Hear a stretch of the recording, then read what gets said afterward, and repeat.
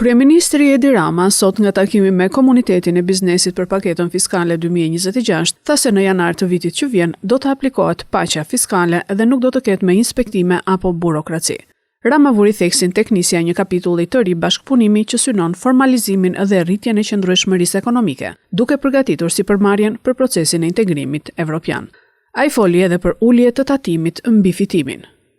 Në themel, paqja fiskale ka marrëveshjen me sipërmarrjen mbi përcaktimin e tavanit të ri të fitimit, që do të thotë që bazuar në një projekcion shkencor të fitimit, mbi fitimin e viteve të shkuara, plus mbi rritjen ekonomike të pritshme dhe mbi propozimin për të pranuar si fitim të vitit i shifër X, administrata dhe sipërmarrja bien dakord dhe nuk ka më asnjë lloj inspektimi, asnjë lloj kontrolli, asnjë lloj problematike administrative dhe burokratike që rëndon shpeshherë shumë më tepër se sa vetë bara fiskale. Kjo është në thelb, në mënyrë të përgjithshme thënë, korniza e paqes fiskale,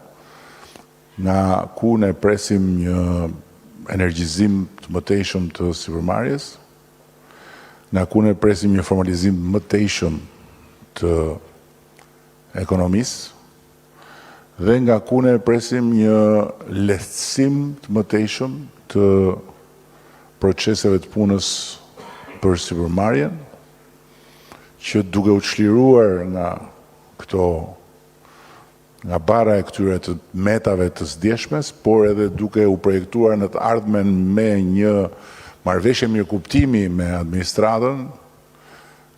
do të ketë shumë më tepër energji për të marrë me punën e vetë dhe për të mos konsumuar me procedura burokratike apo me inspektime dhe kontrole.